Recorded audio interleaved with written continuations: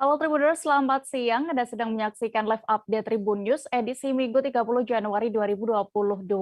Seperti biasa, kami akan menyajikan informasi terkini dari berbagai daerah yang akan dilaporkan secara langsung oleh reporter kami di lapangan.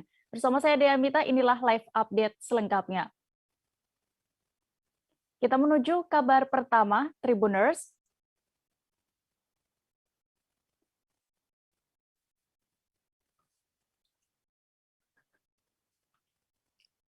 Kecelakaan maut terjadi di Jalan Sragen Tanon, Desa Pungkruk, Kecamatan Sidoarjo, Sragen, Jawa Tengah. Kecelakaan melibatkan bus laju prima bernomor polisi B7009 TGD dengan sepeda motor Honda Beat bernomor polisi AD2414BJE.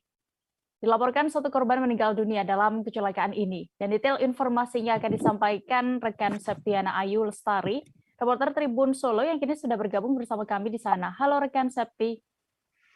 Halo, iya Dea, selamat siang. Selamat siang. Rekan Septi, bagaimana kejadian kecelakaan ini bisa Anda laporkan?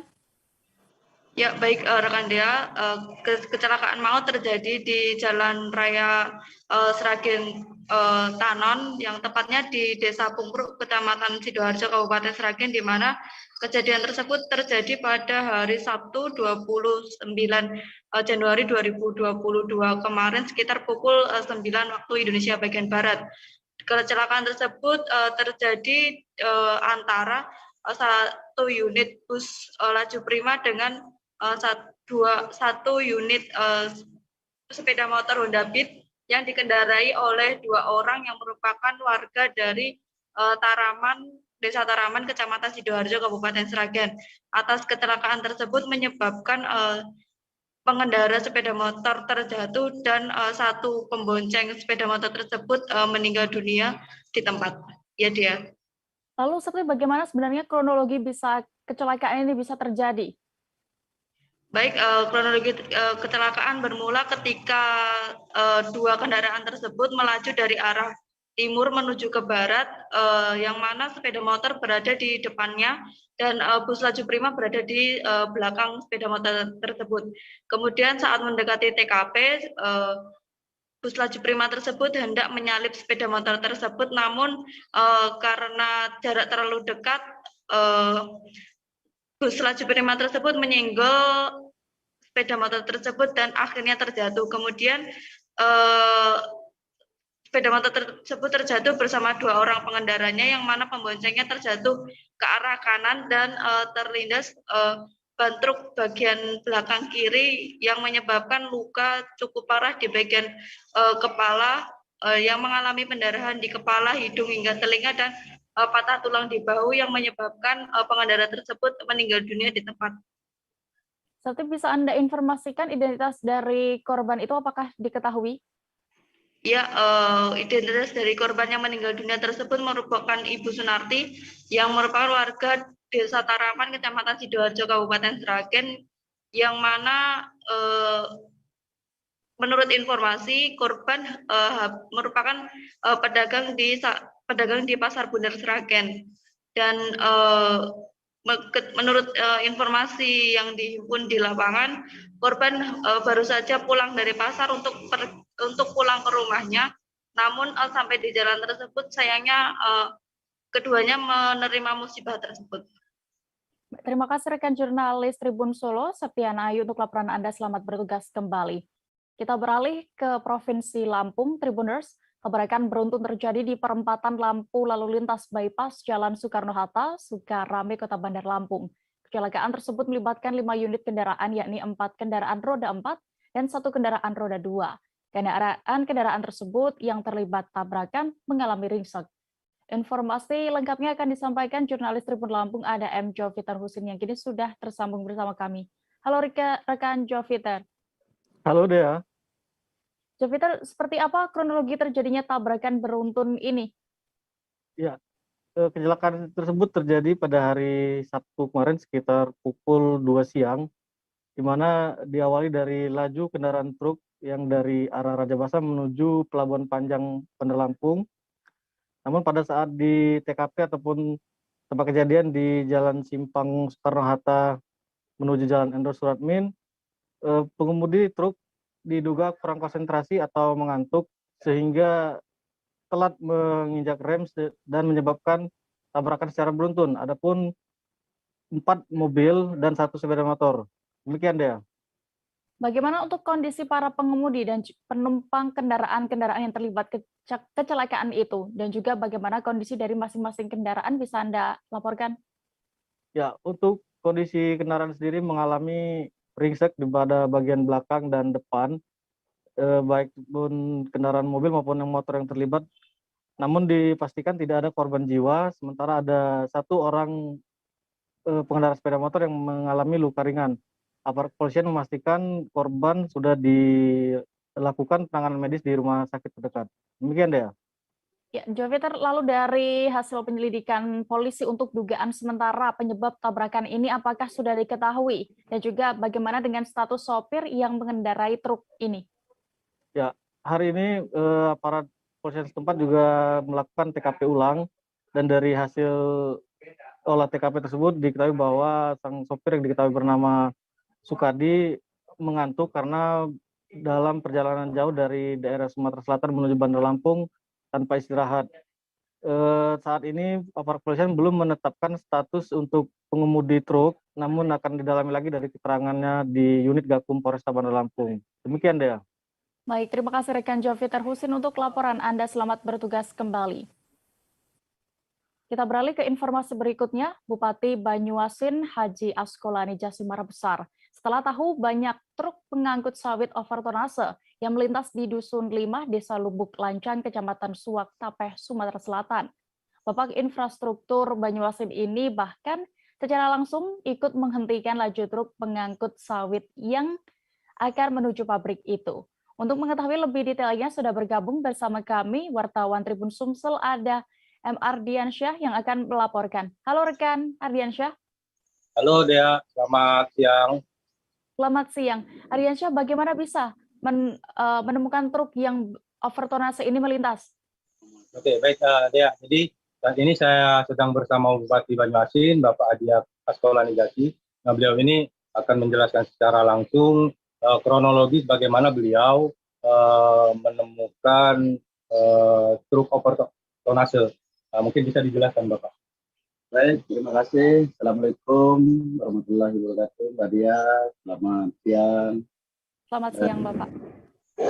2 hari yang lalu, kita malam-malam berjalan di seputaran Kabupaten Banyuasin, dan ternyata kita temukan di dalam perjalanan tanpa disengaja ada oknum-oknum pengusaha kelapa sawit yang mengangkut muatan melebihi daripada tonase yang telah ditentukan oleh pemerintah. Nah, oleh sebab itu tentunya truk itu terlarang untuk lewat di jalan yang sudah kita bangun tersebut. Dan setelah kita cek di portal yang sudah kita buat, ternyata memang ditemukan bahwa gembok di portal itu sudah dibuka oleh oknum yang dimaksud. Makanya pada kesempatan itu secara spontan kita berikan pengarahan pada supir-supir truk, oknum yang dimaksud untuk tidak boleh lagi melewati jalan itu yang lebih daripada. Dan sekarang kita sudah ambil tindakan tegas bahwa portal yang kita maksud sudah kita kembali gembok, dan sekarang sudah kita siapkan petugas yang ditunjuk oleh Dinas Perhubungan untuk menunggu menempati pos namanya portal yang sudah kita buat. Seperti itu. Ya, lalu Bapak Askolani, bagaimana tindakan dari Pemkab Banyuasin selanjutnya untuk menghindari kejadian ini kembali terulang? Ya, langkah pertama, gembok itu portal itu tetap kita fungsikan kembali dengan diiringi dengan petugas yang terkait untuk menjaga pos portal yang dimaksud. Satu, yang kedua, kita langsung menyurati perusahaan-perusahaan kelapa sawit yang ada di sekitar lokasi untuk mematuhi daripada yang sudah kita tentukan. Tidak boleh melebihi tonase lebih kurang 8 ton sawit untuk melewati jalan yang dimaksud. Dan yang ketiga, kita sudah perintahkan juga dengan pemerintah kecamatan, pemerintah desa untuk menghimbau kepada semua masyarakat dan pengusaha-pengusaha yang ada di kecamatan tersebut untuk tidak lagi menggunakan kendaraan yang melebihi daripada PMC yang telah ditentukan. Dan alhamdulillah ini sudah jalan, sudah 3 hari ini. Kita lihat langsung, memang tidak ada lagi truk-truk yang menggunakan kendaraan bermuatan kelapa sawit yang melebihi termasuk yang kita sudah tentukan. Baik, terima kasih rekan wartawan Tribun Sumsel, M. Ardiansyah, juga Bapak Bupati Banyuasin, Haji Askolani, untuk informasinya. Selamat kembali bertugas dan beraktivitas. Yang membawa alat berat yang penting kan, lapor jaman. Nah, ternyata gemboknya dihancur tuh, buang.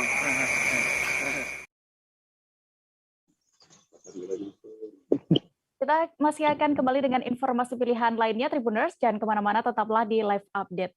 Oke, apa kabar Bang Arif di sini untuk strateginya? Kalau saya sendiri di Jumip 37 ini yang semalam baru mulai, apa yang saya dirasakan udah Kak Fernita? Sebenarnya aku nggak ngerasain penangkapan atau penggerebegan atau apapun itu, karena gini loh, posisinya aku kriteria. Jadi kita mengenal disebut dengan stroke yang tidak berdarah dengan stroke yang berdarah. Stroke yang tidak berdarah itu biasanya ditandai dengan adanya penyumbatan. Kalau itu terjadi di sini mungkin pikirnya tidak ke situ kali ya, tapi kalau di Korea atau di Kamboja itu ada beberapa paper yang saya itu mas, ya, dulunya tukang koran. Oh gitu ya, Tukang koran. ya saya baca itu Pak. Tuh kan, pernah baca kan? Jadi kalau saya jadi pangdam itu udah bersyukur banget. si anak ini dijadikan sebagai tersangka begitu. Ya, kalau ini kita bicara yang di luar kasus Kebun Ombo ya. Dengan nama hujan shower, di mana terdapat batas jelas antara daerah hujan dan tidak hujan yang biasanya terjadi pada fase awal master stage atau tahap berbahaya biasa. itu Kang. Jadi mulai artinya terjadinya perlembekan. Nah itu untuk penetrasi akan sulit. Gitu ya. Dok, saya ini menurut saya memang tidak mudah, bukan urusan tanah diambil.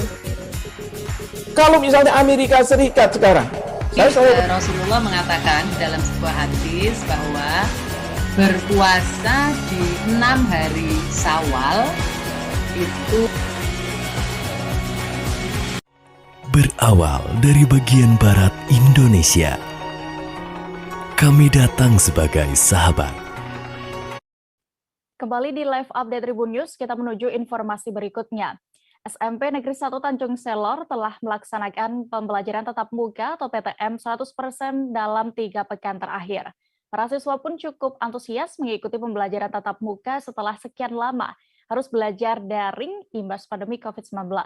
Meski begitu, pihak sekolah memberikan kelonggaran dan tidak memaksakan siswanya untuk masuk sekolah jika kondisi tubuh dirasa kurang fit. Saat ini kami juga sudah tersambung dengan reporter Tribun Kaltara, ada Maulana Ilhami Faudi yang akan memberikan informasi lebih lengkapnya. Halo rekan Faudi. Halo rekan Dea dan Tribuners. Baik, terkait hal ini sebelumnya bisa dilaporkan terlebih dahulu kasus COVID-19 di Bulungan, Kalimantan Utara. Ya, dapat dilaporkan bahwa kasus COVID-19 di Bulungan, Kalimantan Utara memang mulai melandai dalam beberapa bulan terakhir. Tepatnya dalam 1 pekan terakhir hanya terdapat 2 penambahan kasus COVID-19. Dengan begitu, hingga hari ini, 30 Januari 2022, hanya terdapat 10 kasus aktif COVID-19 di wilayah Bulungan sendiri. Begitu rekan dia. Lalu bagaimana untuk pelaksanaan PTM sampai saat ini di Bulungan, khususnya di SMPN 1 Tanjung Selor? Ya, untuk pelaksanaan PTM sendiri memang sudah berlangsung selama 3 pekan terakhir, dan dalam 3 pekan terakhir itu pula tidak atau belum ada ditemukan adanya guru ataupun para siswa yang terpapar COVID-19 setelah mengikuti pembelajaran tatap muka. Hingga saat ini PTM di SMP 1 Tanjung Selor itu masih dilanjutkan meskipun secara durasi pelajaran atau mata pelajarannya masih terbatas dan belum full. Namun untuk jumlah siswa atau yang menghadiri tatap muka itu memang sudah 100%. Begitu rekan deh. Lalu Faudi, sejauh ini sekolah bagaimana mengantisipasi penyebaran COVID-19 saat PTM? Iya, memang dari pihak sekolah sudah menyiapkan berbagai sarana dan prasarana seperti protokol kesehatan di pintu masuk sekolah itu sudah disediakan, alat pengukur suhu tubuh, juga tempat cuci tangan hampir ada di seluruh lokasi sekolah dan di depan kelas. Selain itu, pihak sekolah juga mengaktifkan UKS sebagai lokasi atau tempat nantinya para siswa yang merasa kurang enak badan atau tidak fit untuk bisa segera dilarikan ke UKS. Dan pihak sekolah juga memang memiliki kebijakan bahwa tidak memaksakan para siswa yang memang dirasa tidak fit atau kurang sehat begitu untuk masuk sekolah, sehingga para siswa yang masuk sekolah itu dipastikan hanya yang memang sehat begitu rekan Dea. Dan termasuk juga vaksinasi. Nah, waktu dekat juga siswa-siswa yang belum melaksanakan vaksinasi akan diikutkan dalam pelaksanaan vaksinasi COVID-19 agar nantinya pelaksanaan tatap muka di SMPN Tanjung Selor ini bisa berjalan aman. Begitu rekan Dea. Baik, terima kasih rekan Faudi. Dan berikut ini Tribuners ada keterangan dari Eko Purdianto selaku Kepala Sekolah SMPN 1 Tanjung Selor. Selengkapnya kami tampilkan. Karena kami juga ingatkan sama anak-anak, ya, jika anak-anak itu merasa kurang enak badan, ternyata anak-anak juga dengan kesadaran kalau apakah pusing dia langsung ke UKS. Atau kok kalau memang agak serius, pilek-pilek, dia memang kita istirahatkan dulu. Sampai dia sehat, baru masuk kembali.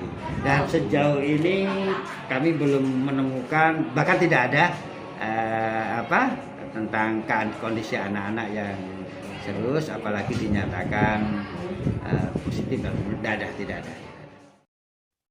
Harga minyak goreng curah di pasar tradisional Kota Semarang, Jawa Tengah hingga kini masih tinggi. Satu di antaranya di Pasar Paterongan, Semarang. Hal itu pun membuat beberapa pedagang akhirnya tak menyetok kembali minyak goreng curah lantaran harganya yang kalah dengan minyak goreng kemasan di pasar modern. Selengkapnya akan disampaikan rekan jurnalis Tribun Jateng, ada Eka Yulianti yang kini sudah bergabung bersama kami di sana. Halo rekan Eka. Halo Dea. Rekan Eka, bagaimana update terkini informasi harga minyak goreng di pasar tradisional Kota Semarang bisa dilaporkan? Ya Dea, harga minyak goreng di pasar tradisional Kota Semarang hingga saat ini masih sangat tinggi, yakni masih berada di harga pasar, mengikuti harga pasar karena belum ada subsidi harga minyak subsidi yang masuk ke pasar tradisional. Untuk harga minyak goreng kemasan sendiri masih di harga 19.000 hingga 20.000, sedangkan harga minyak goreng curah juga sama, masih berada pada kisaran 19.000 dan 20.000. Dan ini membuat para pedagang sendiri kehilangan langganannya karena mereka mayoritas pelanggannya itu lari ke pasar modern, di mana pasar modern saat ini sudah menjual minyak dengan harga 14.000. Demikian Dea. Lalu Eka, apakah sudah ada informasi terkait kapan stok barang minyak goreng yang sudah disubsidi pemerintah ini akan di-drop ke pasar tradisional di Semarang khususnya? Ya Dea, hingga saat ini pedagang belum mengetahui kapan minyak goreng sendiri, minyak goreng subsidi sendiri ini akan di-dropping, stoknya akan di-dropping oleh distributor-distributor, karena mereka terakhir pada awal pemberlakuan subsidi di pasar tradisional sendiri sudah dilakukan pendataan oleh para distributornya. Namun hingga saat ini mereka belum mendapatkan dropping barang, sedangkan minyak goreng dengan harga yang lama ini sudah ditarik oleh distributornya. Demikian Dea. Terakhir Eka, kabarnya tadi juga sudah sempat kami singgung bahwa pedagang di pasar tradisional Semarang sudah tidak menyetok minyak goreng curah ini karena harganya yang tinggi. Itu mulai terjadi sejak kapan dan juga kenapa? Ya, Dea, beberapa pedagang pasar ini memilih untuk tidak menyetok minyak goreng curah karena masih tinggi, dan ini kalah dengan harga minyak goreng yang ada di pasar modern. Ini para pedagang rata-rata sudah tidak menyetok atau sudah tidak membeli kembali minyak goreng curah sejak adanya kebijakan pemerintah menerapkan minyak goreng seharga 14.000. Sehingga karena ini para pembelinya berlari ke sana, sehingga minyak goreng curah sendiri mengalami penurunan permintaan dibandingkan para pedagang ini rugi, sehingga mereka memilih untuk tidak menyetok atau tidak membeli kembali minyak goreng. Demikian Dea. Baik, Tribuners, terkait masih tingginya harga minyak goreng di pasar tradisional Semarang, rekan jurnalis kami Eka sudah melakukan wawancara bersama salah satu pedagang sembako di Pasar Peterongan. Isti, berikut informasi lengkapnya. Minyak di sini sendiri berapa Bu, pasar tradisional? Pasar tradisional itu kalau yang Sangko itu sudah, yang mahal itu sudah 21.000 per liter. Gitu. Terus kalau yang biasa ya 20-19-an itu. Cuman sudah, karena kemarin setelah ada berita mau diturunkan itu yang 14.000, tapi sampai sekarang belum turun sih. Ketika Alfamart sama Indomart sudah jual 14.000, ceritanya di pasar tradisional akan dapat harga segitu seminggu setelah itu, cuman sampai sekarang belum. Tapi sudah pernah barang yang lama ditarik begitu? Iya, barang yang tapi lama belum ditarik, di-drop lagi. Bu, kalau harga minyak goreng curah sendiri gimana Bu? Jadinya mahal juga, jadi sekilo itu sudah 20.000. Ya, sama juga, tapi karena mau di-dropping juga. Bu, kalau terkait informasi minyak goreng curah juga mau turun, sudah dapat info lagi? Belum. Belum. Biasanya kalau minyak goreng yang curah itu mengikuti aja yang literan itu. Lah Bu, jenengan ini masih jualan yang curah mboten ini Bu? Sudah tidak ada. Kenapa Bu? Ya karena biasanya kalau setelah yang kemasan itu turun, yang curah akan ikut turun lah. Kalau saya nyetok kan nanti nggak ada yang beli ya Bu? Kalau orang Jawa bilang kudu nang rego. Ya. Kulaknya mahal, kalau kita mau jual mahal kan tetap susah karena yang lain sudah turun harganya. Gitu. Udah sejak kapan Bu nggak stok minyak goreng curah? Jadi baru seminggu sih, baru seminggu karena ketika ada berita mau dropping minyak murah itu. Tapi sampai sekarang belum. Siap Bu, nyun sewu namanya sinten Bu? Isti. Bu Isti. Ya. Informasi berikutnya datang dari Aceh. Ribuan tenaga kesehatan di Puskesmas dan Rumah Sakit Kabupaten Aceh Utara terancam dirumahkan. Kebijakan ini tak segan dilakukan bila dalam waktu dekat belum melakukan penyuntikan dosis 3 atau booster dengan vaksin jenis Moderna. Dinas Kesehatan Aceh Utara juga telah mengirim surat teguran kepada nakes melalui masing-masing kepala puskesmas.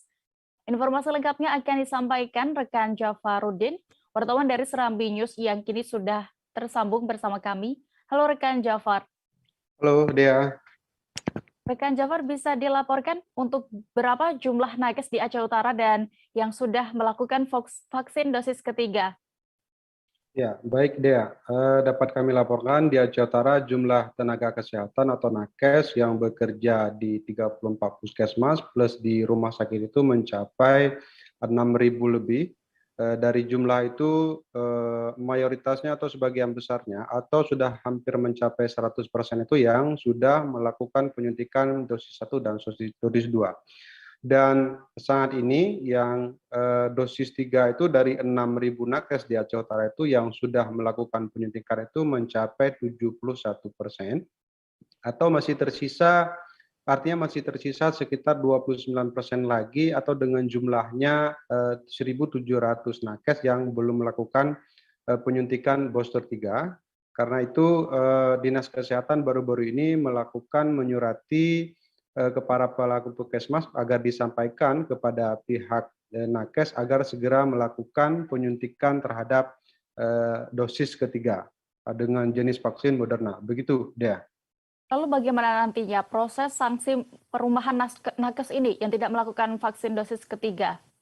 Ya, setelah menyurati kepala puskesmas agar informasi ini diteruskan kepada nakes, pihak Dinas Kesehatan saat ini sedang melakukan proses evaluasi dan juga pendataan terhadap para nakes yang bekerja di puskesmas itu, berapa jumlah nakes yang tidak melakukan atau yang belum melakukan penyuntikan vaksin dosis 3 nanti setelah diperoleh data tersebut dalam waktu dekat ini akan dikirim surat kepada masing-masing nakes bila memang mereka dalam sepekan ke depan ini tidak juga melakukan penyuntikan dosis ketiga. Jadi apabila memang dalam sepekan ini mereka tidak juga melakukan penyuntikan dosis ketiga, pihak Dinas Kesehatan akan mengirim surat agar mereka tidak bekerja lagi atau dirumahkan untuk sementara waktu sampai dengan 46 hari. Begitu deh. Baik, lalu bagaimana untuk pelaksanaan vaksinasi secara umum di Aceh Utara saat ini, rekan Jafar? Ya, baik. Dapat kami laporkan juga jumlah sasaran untuk vaksinasi di Aceh Utara itu mencapai 485.000 lebih. Dan dari jumlah itu angka vaksinasi saat ini itu tidak termasuk dari kategori anak karena baru-baru ini juga sudah masuk kategori anak. Nah, dari jumlah itu yang sudah terrealisasi vaksinasinya itu mencapai 74%. Artinya masih sekitar 26% lagi yang belum terrealisasi. Karena itu pihak Dinas Kesehatan sampai sekarang itu masih terus melakukan berbagai cara agar memang realisasi ini untuk mencapai angka yang 100% itu bisa tercapai dalam waktu dekat ini. Selain itu juga dalam proses penyuntikan vaksinasi ini tentu dibantu oleh TNI dan Polri yang ada di yang ada di Aceh Utara. Begitu dia. Baik. Tribuners, terkait hal ini, Kepala Dinas rekan jurnalis kami sudah melakukan wawancara bersama Kepala Dinas Kesehatan Aceh Utara, Amir Syarifuddin SKM selengkapnya. Waktu sampai minggu ini kita sudah evaluasi terakhir. Sedangkan stok vaksin sendiri bagaimana? Stok vaksin sendiri untuk vaksin ketiga, alhamdulillah masih kita simpan untuk khusus untuk nakes. Kira-kira sekitar 71%. Jadi 29% lagi yang belum vaksin ketiga. Jumlah nakes di Aceh Utara, jumlah totalnya? Jumlah nakes total kita sekitar 6.146 jiwa. Vaksinasi di Aceh Utara secara umum berjalan lancar dan sesuai dengan kita targetkan di akhir daripada bulan Januari kita harus mencapai target kira-kira sekitar 70%. Alhamdulillah posisi hari ini kita sudah sekitar 74%. Betul, karena kan ASN khususnya tenaga nakes ini kan garda terdepan dalam penanganan penyakit COVID. Artinya tanpa ada kekebalan kepada petugas itu sendiri, tidak mungkin dia akan bisa melayani masyarakat.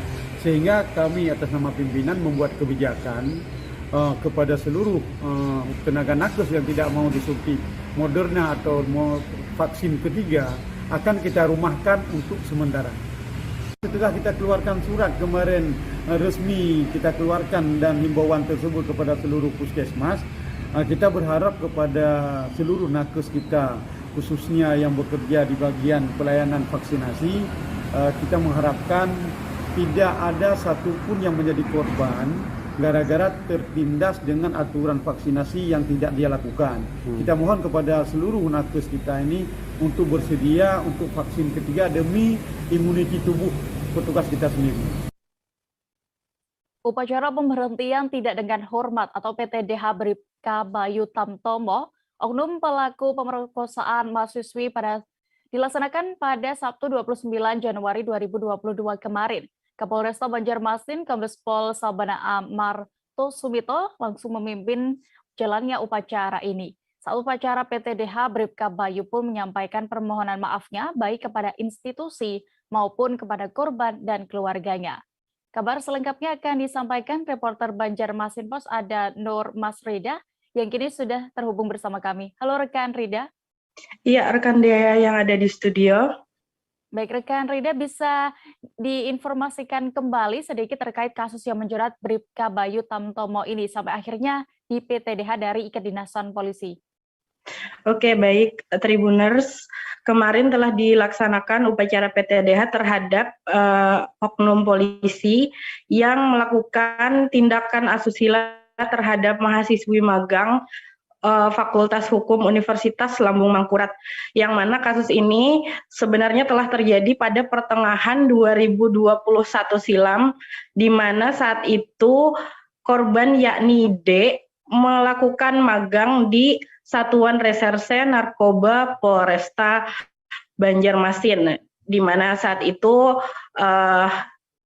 oknum polisi ini melakukan aksinya memang tidak saat magang, melainkan dia mengajak jalan korban. Nah, kasus ini sendiri kembali mencuat ke publik setelah pihak korban tidak terima dengan putusan dari Pengadilan Negeri Banjarmasin terhadap vonisnya, yakni pihak korban meminta hukuman dari pelaku lebih berat lagi, yakni 7 tahun seperti pasal yang disangkakan. Namun pada kenyataannya vonis yang diterima oleh pelaku ini justru lebih rendah, yakni 2,6 bulan saja.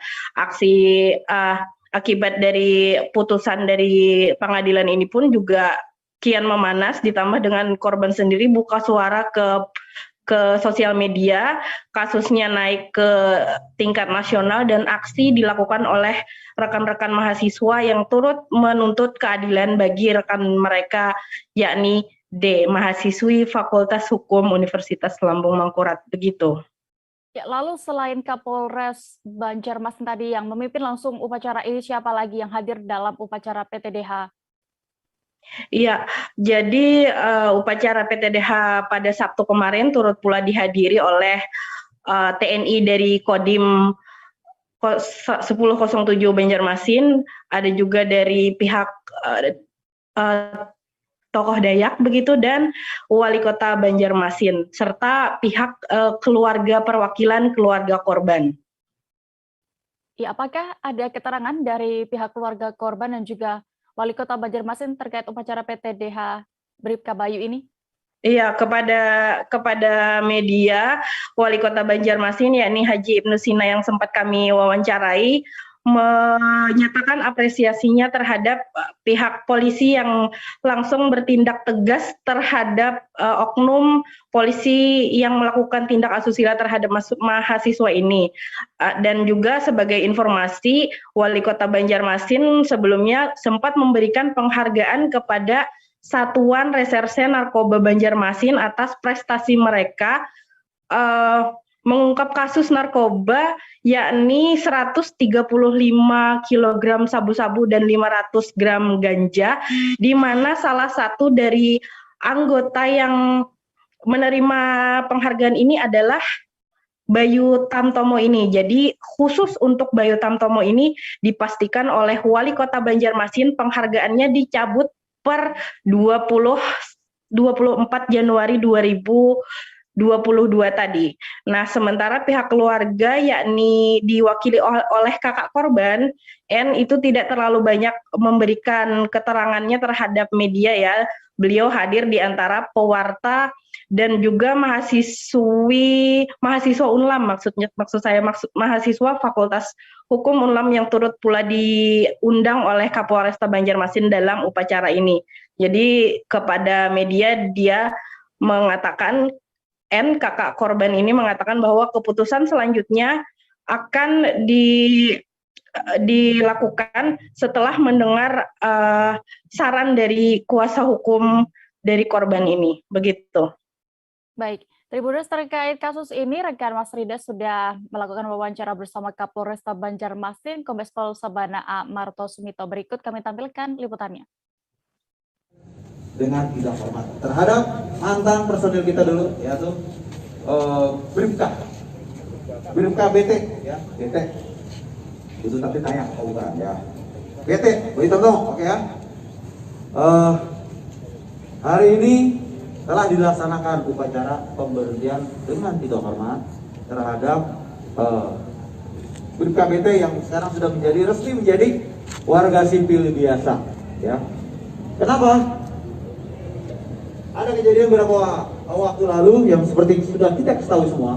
Apa kejadiannya? Mungkin tidak perlu kita bahas ya, karena kalau sudah lewat. Jadi atas kejadian tersebut, perbuatan yang sangat kita kutuk, tidak mentolerir dan keji banget kami. Dan kami sebagai pimpinan di sini, Bapak Kapolri, Bapak Kapolda, dan saya sendiri sejajar jajarannya sangat mengutuk keras kejadian tersebut. Dan kami membuktikan bahwa kita adalah Polri yang presisi, prediktif, responsif, dan transparansi berkeadilan. Tidak ada yang kami tutup-tutupi satupun. Ya. Begitu setelah kejadian, proses dilakukan oleh Bitpropam untuk kode etik yang ancaman tertinggi adalah PTDH. Jadi ingat, tidak ada lagi ancaman yang lain. PTDH udah ancaman paling tertinggi yang ditakuti oleh seluruh anggota Polri. Ya. Sudah tidak ada apa-apa. Kemudian yang bersangkutan sebagai anggota Polri sesuai dengan undang-undang kepolisian kita, ada peradilan umum juga harus dilakukan. Jadi dengan tidak melakukan, dengan salah di PTDH, dia bebas dari pidana, tidak bisa. Malah lebih berat. Pertama-tama saya sangat berterima kasih kepada Bapak Kapolresta yang memberikan kesempatan saya untuk bisa berbicara, untuk memohon maaf kepada publik yang mungkin sudah tersakiti hatinya karena perbuatan saya. Mohon izin, pertama-tama saya meminta maaf kepada institusi saya, yaitu Bapak Kapolri. Saya mohon maaf atas perbuatan saya, mungkin karena perbuatan saya sudah mencoreng nama baik Polri. Kita menuju Sulawesi Utara. Pada penghujung tahun 2021 lalu, kebakaran terjadi di lingkungan 5, Kelurahan Sumompo, Kota Manado. Pada Sabtu 29 Januari kemarin, tim dari Laboratorium Forensik Makassar pun turun langsung melakukan olah TKP. Dalam melaksanakan olah TKP ini, banyak masyarakat yang melihat kinerja kepolisian. Untuk mengetahui lebih detailnya, sudah bergabung bersama kami rekan Fistel Mukuan, jurnalis dari Tribun Manado. Halo rekan Fistel. Ya, halo rekan Dea. Bagaimana dari pantauan Anda di lokasi saat tim Lab4 ini melakukan olah TKP? Ya, makasih rekan Dea. Dari hasil pantauan kami di lokasi, memang ada 3 anggota polisi dari tim Lab4 dari Makassar melakukan olah TKP. Memang di TKP sendiri sudah dipasangi garis pembatas oleh kepolisian sehingga masyarakat tidak diberi kesempatan untuk masuk. Nah, selain itu juga dari tim Lab4 melakukan reka ulang di mana mereka kembali melihat mana karena kejadian kebakaran ini diduga akibat petasan yang dipasang oleh salah satu anggota. Jadi keluarga menduga kebakaran ini dilakukan oleh salah satu anggota polisi, dan keluarga menyampaikan mereka ada bukti-bukti yang kuat di mana ada foto dan video. Nah, di situ karena penyebab kebakaran ini diduga akibat petasan, sehingga dari tim Lab4 Makassar melakukan kembali reka ulang di mana letak petasan yang pertama yang dipasang, dan mereka mengambil bukti-bukti yang ada. Yang terlihat kemarin ada 1 plastik dan 1 kertas plastik dan 1 yang berada di perlengkapan tip Lab4 itu menjadi barang bukti mereka. Dilakukan kurang lebih kemarin setengah hari yang dilakukan oleh tim Lab4. Demikian dia. Ya. Dalam olah TKP hampir setengah hari ini ya berarti ya, siapa saja yang hadir di lokasi saat itu? Ya, memang hadir di lokasi ada dari tim penyidik maupun tim buser dari Polresta Manado. Selain itu juga ada hadir saksi yang kami lihat ada 3 orang saksi yang berada di lokasi, mereka yang menunjukkan di mana letak kembang api yang dipasang oleh diduga salah satu anggota polisi. Hadir di situ juga memang keluarga, dan juga hadir 1 anggota polisi yang diduga melakukan pemasangan kembang api ini. Namun dari anggota Polresta Manado menyampaikan tim masih sementara melakukan penyelidikan. Jadi belum ada bukti-bukti yang akurat bahwa kebakaran ini diakibatkan kembang api yang dilakukan oleh anggota polisi. Jadi polisi masih terus menyelidiki kasus ini. Jadi kemarin tanggal 29 ya, sudah 29 hari kasus ini ditangani oleh kepolisian, karena ini diduga dilakukan oleh anggota. Diketahui informasi yang kami dapatkan, anggota polisi yang melakukan pemasangan kembang api ini adalah anggota di Polisian Polda, jadi ditangani oleh kita. Ya, lalu bagaimana harapan dari keluarga korban kebakaran, rekan Fistel? Ya, dari keluarga ketika kami wawancarai usai olah TKP dari tim lapor Makassar, dia berharap dengan adanya olah TKP ini bisa dinyatakan bukti-bukti yang akurat, bukti-bukti yang kuat agar bisa diketahui siapa pelakunya. Jika memang diketahui siapa pelakunya, dari pihak keluarga sudah berdiskusi, mereka sampaikan mereka tidak akan memperberat pelaku asalkan ia bertanggung jawab. Dan jika memang sudah ada pelaku yang disampaikan oleh pihak kepolisian, mereka akan berdiskusi dengan pelaku. Jika memang pelaku bertanggung jawab, mereka akan mencabut laporan yang mereka laporkan di Polres Manado maupun di Polda Sulut. Nah, dari keluarga juga sampaikan saat ini yang diduga anggota polisi itu sudah dilimpahkan oleh Polda Sulut untuk disidangkan di Polres Minahasa Utara, dan keluarga masih terus berharap agar adanya etika baik jika terbukti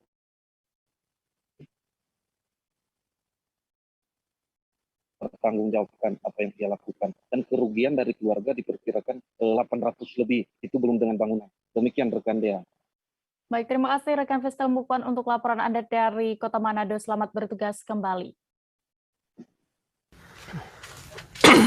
Harapan dari keluarga, semoga proses ini cepat selesai dan kebenaran terungkap bahwa asal mula api dari mana, intinya penyebab kebakaran itu dari mana. Kemudian ya dari pelaku, kalau terbukti pelaku bisa mempertanggungjawabkan apa yang telah diperbuat, karena ini tempat keluarga menggantungkan hidup, tempat usaha ya, tempat usaha.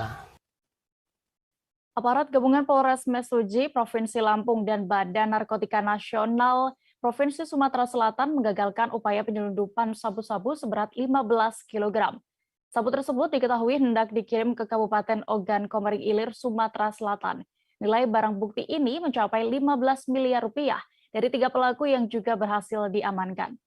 Detail informasinya akan disampaikan oleh rekan wartawan Tribun Lampung, ada M. Rangga Yusuf yang kini sudah bergabung bersama kami. Halo rekan Rangga.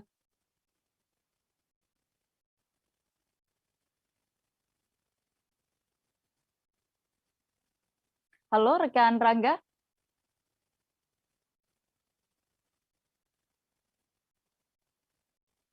Rekan Rangga bisa mendengar kami dari studio? Baik rekan Dea dan Tribuners.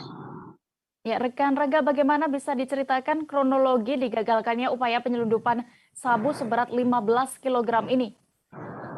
Baik rekan Dea, bisa saya sampaikan sebelumnya. Jadi peristiwa ini sebelumnya dilakukan saat Wakapolres Mesuji, Kompol Juli, itu mendapatkan informasi melalui saluran telepon dari BNN RI, menginformasikan bahwasanya akan ada transaksi atau penyelundupan narkotika jenis sabu ya yang melintasi jalan Exit Tol Simpang Pematang Kabupaten Mesuji. Dari informasi itu juga disampaikan juga berikut dengan ciri-ciri kendaraan yang bakal membawa sabu, begitu rekan Dea dan Tribuners. Dari informasi tersebut akhirnya jajaran Polres Mesuji yang dipimpin langsung oleh Wakapolres langsung melakukan penyekatan di Exit Tol Simpang Pematang Kabupaten Mesuji, dibantu dengan BNN Provinsi Sumatera Selatan dan Polres Oki, begitu rekan Dea dan Tribuners. Saat melakukan penyekatan kurang lebih sekitar pukul 16 lewat 30 menit jajaran Polres Mesuji dan BNN Sumsel itu berhasil mengamankan pelaku dengan membawa mobil Avanza. Lalu didapati narkoba jenis sabu itu sebesar 15 kg begitu rekan Dea dan Tribuners. Dari informasi yang Anda dapat, seperti apa modus mereka, 3 pelaku ini dalam upaya penyelundupan narkotika? Jadi dari hasil penangkapan itu memang mereka ini membungkus sabu menggunakan bungkus teh Cina, begitu rekan Dea. Ya, lalu terakhir rekan Rangga, bagaimana perkembangan kasus ini terkini? Apakah ada informasi terbaru yang Anda dapatkan? Untuk saat ini memang masih terus dalam proses pengembangan. Jadi dari pihak Polres maupun BNP Sumsel sendiri memang meminta kepada rekan pers untuk tidak menyebarluaskan wajah tersangka karena masih dalam proses pengembangan. Dan untuk saat ini barang bukti begitu pula dengan 3 tersangka sudah dibawa Badan Narkotika Provinsi Sumatera Selatan, begitu rekan Dea dan Tribuners. Baik, terima kasih rekan Rangga, jurnalis Tribun Lampung untuk laporan Anda. Selamat bertugas kembali. Tribuners jangan kemana-mana karena kami masih akan menyajikan informasi pilihan lainnya, tetaplah di Live Update.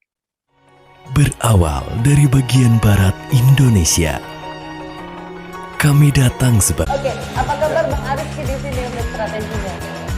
Kalau saya sendiri di Game Week 37 ini yang semalam baru mulai, saya udah pasti. Sebenarnya aku nggak ngerasa itu penangkapan atau penggerbegan atau apapun itu. Karena gitu, posisinya aku kriteria. Jadi kita mengenal disebut dengan stroke yang tidak berdarah dengan stroke yang berdarah. Stroke yang tidak berdarah itu biasanya ditandai dengan adanya penyumbatan. Kalau itu terjadi di sini mungkin pikirnya tidak ke situ kali ya, tapi kalau di Korea atau di Kamboja itu ada beberapa paper yang saya itu mas ya dulunya tukang koran. Oh gitu ya, tukang koran ya, saya baca itu Pak. Tuh kan pernah baca kan ya. Jadi kalau saya jadi pangdam itu udah bersyukur banget si anak ini dijadikan sebagai tersangka begitu ya. Kalau ini kita bicara yang di luar kasus Sebongombo ya, dengan nama hujan shower, di mana terdapat batas jelas antara daerah hujan dan tidak hujan yang biasanya terjadi pada fase awal mature stage atau tahap berbahaya dewasa. itu Kang. Jadi mulai artinya terjadinya perlembekan. Nah itu untuk penetrasi akan sulit. Gitu ya. Dok saya ini menurut saya memang tidak mudah, bukan urusan tanah diambil. Kalau misalnya Amerika. Terima kasih Anda masih setia menyaksikan Live Update Tribun News. Kita menuju informasi berikutnya. Tribuners, saat ini banyak pilihan destinasi baru yang tidak kalah menarik dengan wisata lainnya yang sudah banyak dikenal di Kabupaten Tegal, Jawa Tengah. Dari sekian banyak pilihan dan potensi desa wisata yang ada, satu yang bisa menjadi rekomendasi yakni wisata Lembah Rembulan. Banyak fasilitas hiburan di sana yang bisa dinikmati. Dan jika ingin berkemping pun, pengunjung juga bisa melakukannya di sana. Selengkapnya akan disampaikan rekan jurnalis Tribun Jateng, ada Desta Laila yang kini sudah terhubung bersama kami. Halo rekan Desta. Halo rekan Dia, selamat siang. Selamat siang. Rekan Desta, bagaimana bisa Anda informasikan terkait wisata Lembah Rembulan ini dibuka sejak kapan dan juga berapa luasnya? Oke, terima kasih rekan Dia.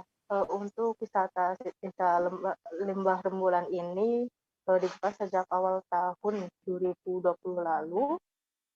Tepatnya berlokasi di Dukuh Sinusa, Desa Rembul, Kecamatan Bojong, Kabupaten Tegal.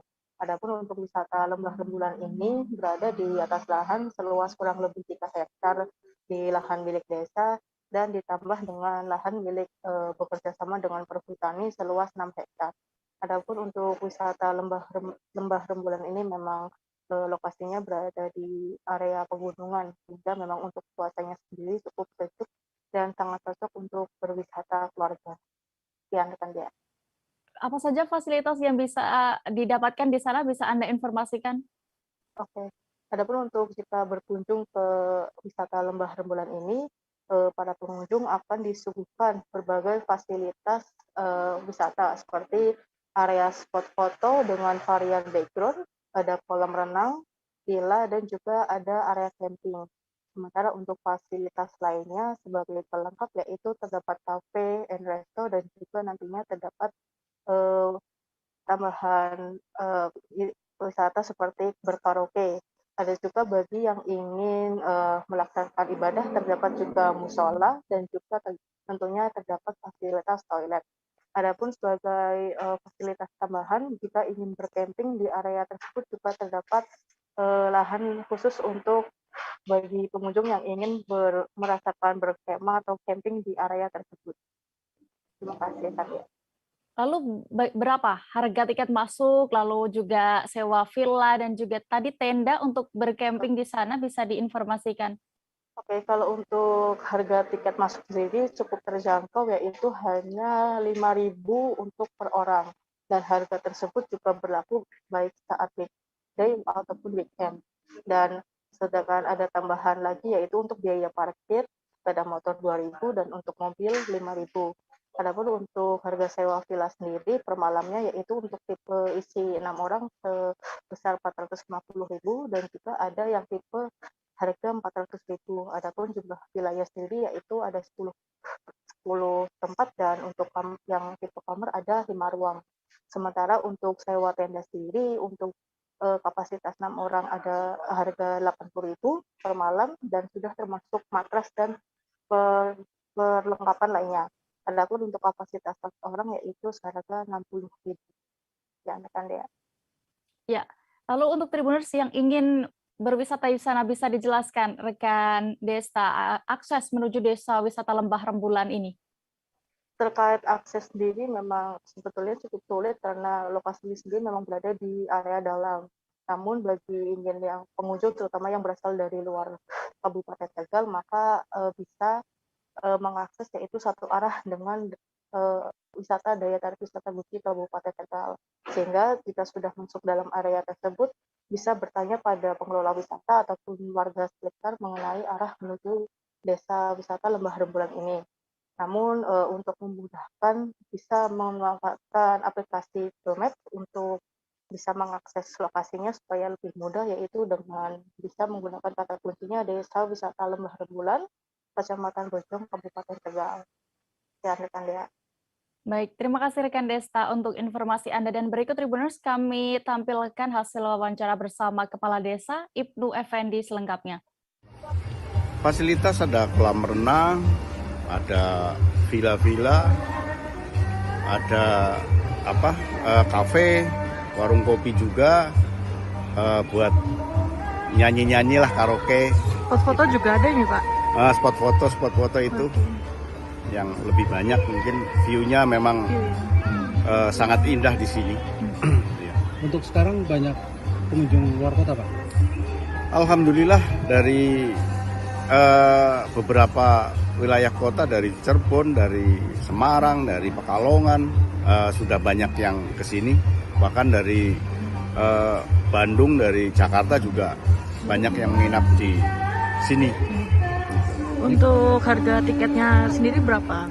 Kalau harga tiket masih murah sekali, Rp5.000 untuk setiap orang. Untuk parkir sepeda motor Rp2.000 dan mobil Rp5.000. Penginapan berapa Pak? Untuk penginapan untuk satu keluarga bisa diisi 6 orang sampai 7 itu 450. Iya. Ada yang 400 juga ada, yang villa bambu, yang villa yang kayu itu 450. Untuk kamar sendiri jumlahnya ada berapa Pak? Villa Semuanya ada 10 kamar. 10 villa ya. Tribuners, jika Anda berkunjung ke Sumatera Barat, akan ada banyak makanan khas seperti di Kota Padang yang layak dicoba. Satu di antaranya ada lontong stengkel Edara yang beramat di Banda Bakali, Simpang Haru, Kota Padang. Tempat kuliner satu ini menyajikan lontong dengan jenis gulai yang berbeda-beda.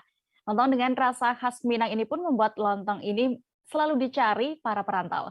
Terkait kuliner satu ini, Tribuners, reporter kami dari Tribun Padang, Rizka Desri akan memberikan informasi lengkapnya di sana. Halo rekan Rizka. Halo rekan Dia, selamat siang. Selamat siang, rekan Rizka. Bisa Anda informasikan terkait detail lokasi dan juga jam buka ini? Ya, baik rekan Dia dari lontong stengkel edara ini beralamat di Banda Pakali, Simpang Haru, Jalan Tulai, Jati, Parak Salai, Kota Padang. Nah, ini cukup mudah diakses, apalagi bagi warga Kota Padang yang ingin menuju ke arah kota. Begitu. Nah, lontong ini buka sejak pukul 6:30 pagi hingga pukul 12. Namun biasanya pada pukul 8 lontong stengkel ini sudah habis diburu oleh penikmatnya. Begitu rekan Dea. Ya, varian dari gulai lontong stengkel edara ini apa saja bisa Anda informasikan? Ya, rekan Dea, lontong di sini ada menyajikan lontong tunjang dan lontong stengkel. Nah, kita tahu nih lontong tunjang ini merupakan salah satu makanan ya yang banyak digemari oleh masyarakat dan biasanya itu ditemukan di rumah makan Padang kalau untuk tunjang. Nah, sementara untuk stengkel itu tulang kaki sapi nih, rekan Dea, di dalamnya itu masih ada cairan sumsum gitu. Nah, lontong ini biasa bisa didapatkan dengan harga yang cukup murah, yaitu hanya 15.000. Jadi lontong sekaligus dengan sepiring stengkel, begitu rekan Dea. Iya, dari yang sudah Anda coba ini, apa sebenarnya yang unik dari lontong stengkel edara di sana? Ya, yang unik dari lontong stengkel edara ini tentu dengan cara menikmatinya ya, rekan Dea, yaitu utamanya kita tuh tidak boleh jaim ya makan ini gitu, karena kemudian juga kita harus makan dulu daging yang ada di sekitar yang menempel pada tulang dari stengkel ini, kemudian dari tulang sapi ini gitu, kaki sapi.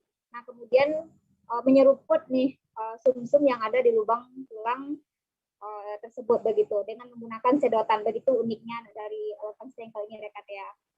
Baik, terima kasih rekan jurnalis Tribun Padang, Rizka Desri, untuk informasi Anda. Selamat bertugas kembali. Kita beralih ke DKI Jakarta, Tribuners. Untuk sebagian orang, memelihara burung mungkin menjadi hobi yang menyenangkan. Warna-warna bulunya yang cantik, kemudian kicauannya yang merdu, atau kemampuannya dalam menirukan suara manusia, terkadang menjadi daya tarik tersendiri bagi para penggemar burung-burung hias. Di Pasar Burung Barito, Jakarta Selatan, terdapat berbagai jenis burung paruh bengkok yang harganya tembus puluhan juta rupiah. Informasi lengkapnya akan disampaikan oleh jurnalis Tribun Jakarta, ada Pebi Adeliana yang kini sudah bergabung bersama kami. Halo rekan Pebi. Halo rekan Dea. Pebi, bagaimana, ada burung jenis apa saja di sana dan juga berapa kisaran harganya, bisa Anda informasikan lebih detail? Baik, Dea. Nah, bagi Tribuners yang gemar mengoleksi burung-burung hias, mungkin di Jakarta sudah tidak asing dengan Pasar Barito yang ada di Jalan Barito 1, Kebayoran Baru, Jakarta Selatan. Nah, di sini ada banyak jenis burung-burung hias yang dijual dengan harga yang beragam.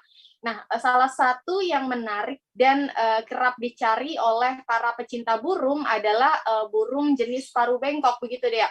Nah, kalau kita menyusuri sepanjang jalan di Barito ini, memang sebenarnya ada banyak sekali kios-kios yang menjual beraneka ragam jenis burung.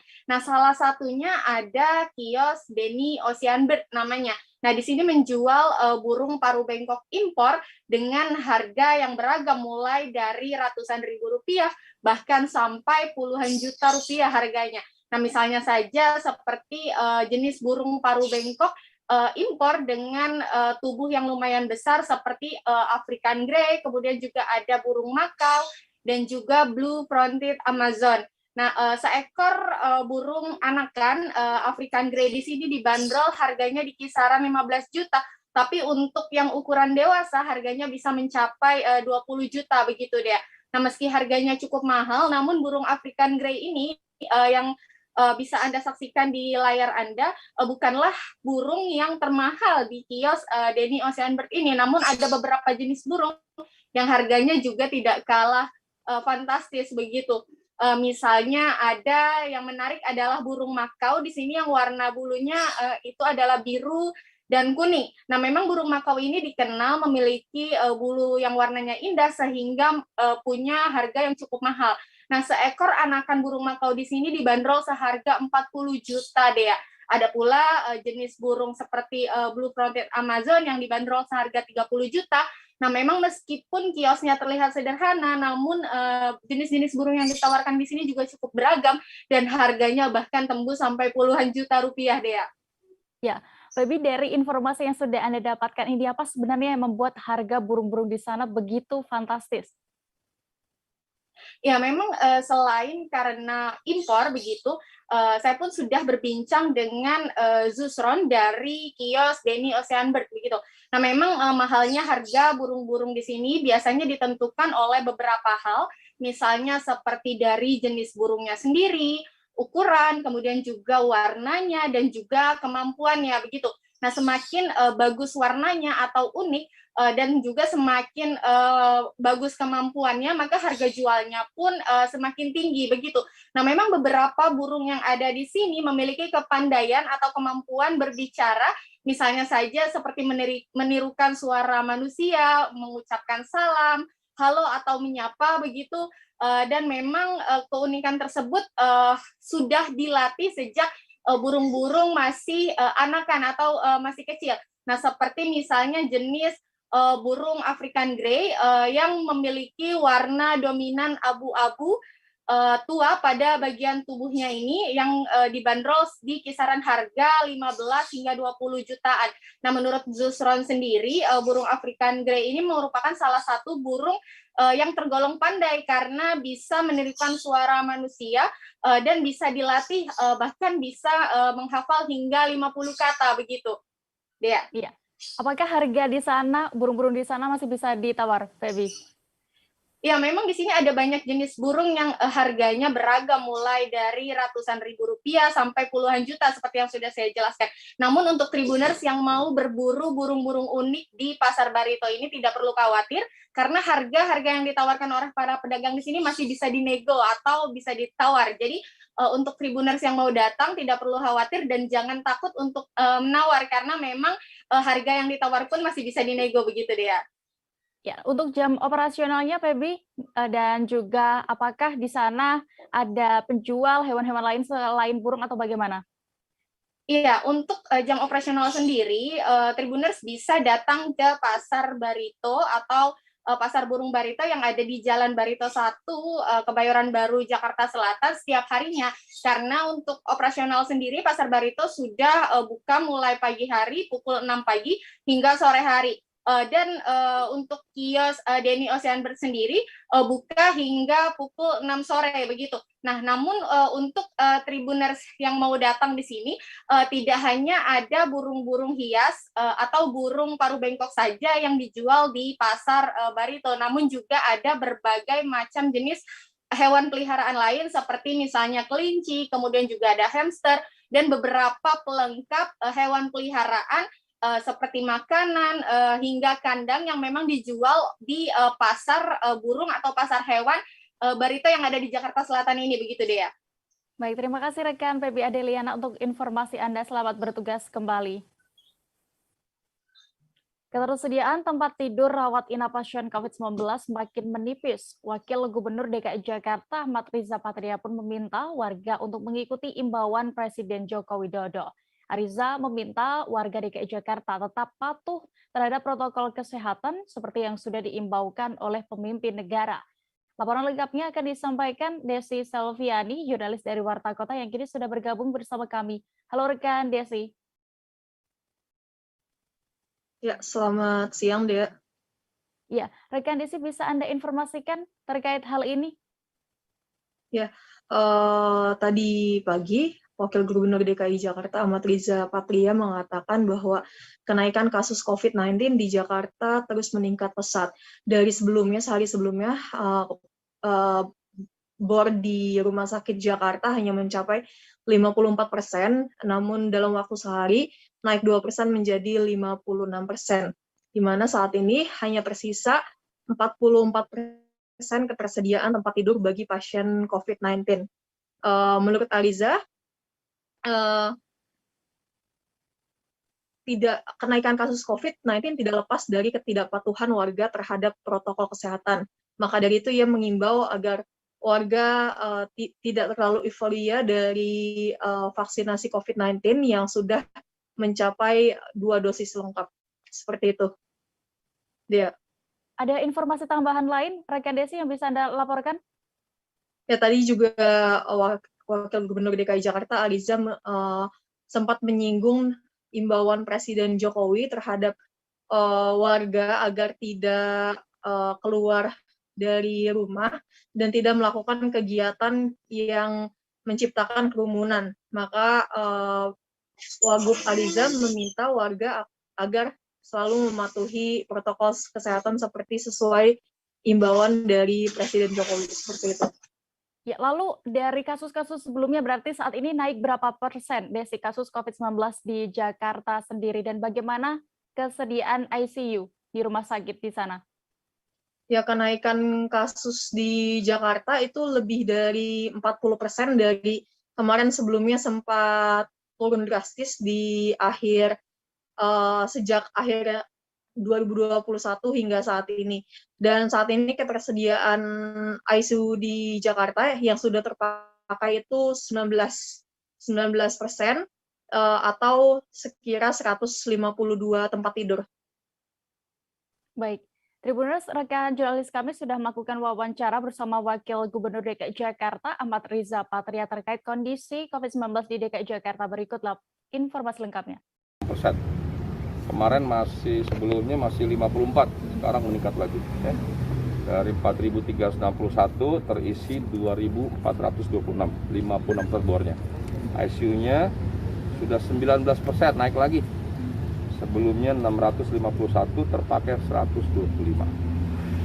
Untuk itu kami minta seluruh warga Jakarta, seperti yang sudah sering disampaikan, Pak Jokowi setiap hari menyampaikan, Pak Menko, Pak Menteri, Pak Gubernur, semuanya kita menyampaikan, Pak Wali, Pak Bupati, semua, sampai RT RW juga mengingatkan warga untuk tetap berada di rumah.